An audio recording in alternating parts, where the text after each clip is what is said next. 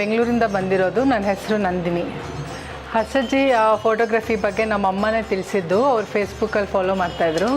ಆಮೇಲೆ ಇನ್ಸ್ಟಾಗ್ರಾಮಲ್ಲಿ every day ಅವರು ಏನೇನು ಹಾಕ್ತಾರೋ ಸ್ಟೇಟಸ್ಸು ಹಾಗೇ ನೋಡಿ ತುಂಬ ಇಂಟ್ರೆಸ್ಟ್ ಬಂತು ನಾನು ಹಾಕ್ಕೋಬೇಕು ಅಂತ.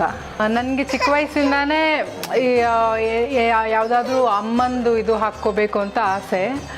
ಆವಾಗ ಯಾವುದು ಹಾಕ್ಕೊಳ್ಳೋದು ಅಂತ ತಿಳ್ಕೊಳ್ಳೋವಾಗ ಹರ್ಷಜ್ಜಿದು ಇದು ನೋಡೋವಾಗ ಮಮ್ಮಿಗೆ ತಕ್ಕಂತ ಬಂದಿದ್ದು ಗಾಯತ್ರಿ ದೇವಿ.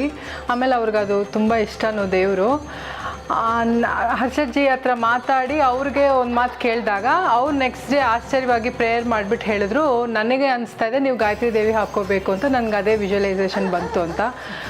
ಸೊ ಹಾಗಾಗಿ ಇದು ಬರೀ ಲೈಕ್ ದೇವ್ರದ್ದೊಂದು ವೇಷ ಮಾತ್ರ ಅಲ್ಲ, ತುಂಬಾ ಸ್ಪಿರಿಚುವಲಿ ಕನೆಕ್ಟೆಡ್ ಅಂತ ಆವಾಗಲೇ ಅರ್ಥ ಆಯಿತು ನನಗೆ. ನಾನಿಲ್ಲಿ ಬರೋಗನ ಮುಂಚೆ ತುಂಬ ವೀಡಿಯೋಸ್ ನೋಡಿದಾಗ ಅವ್ರವ್ರಿಗೆ ಪೂಜೆ ಮಾಡೋವಾಗ ಒಂದೊಂದು ಎಕ್ಸ್ಪೀರಿಯೆನ್ಸು ಕಂಡುಕೊಂಡೆ. ಒಬ್ಬರು ಅಳೋದು, ಒಬ್ರಿಗೆ ಅಮ್ಮನೇ ಬರೋದು, ಒಬ್ರಿಗೆ ಅಮ್ಮ ಬಂದು ಮಾತಾಡೋದು ಅಂಥದ್ದೆಲ್ಲ ನೋಡೋವಾಗ ಅವ್ರವ್ರದ್ದು ಎಕ್ಸ್ಪೀರಿಯೆನ್ಸು ಅಂತ ಅಂದ್ಕೊಂಡೆ ಹೊರತು ತುಂಬ ತಲೆಗೆ ಹಾಕ್ಕೊಳ್ಳಿಲ್ಲ. ಬಟ್ ಇಲ್ಲಿ ಬಂದ ಮೇಲೆ ಗೊತ್ತಾಗಿದ್ದು ಆ ಪೂಜೆ ಮಹಿಮೆ ಎಷ್ಟು ಇದೆ ಅಂತ ಅಂದರೆ, ಇವಾಗ ನನ್ನ ಫೋಟೋಶೂಟ್ ಮುಗ್ದೋಯ್ತು.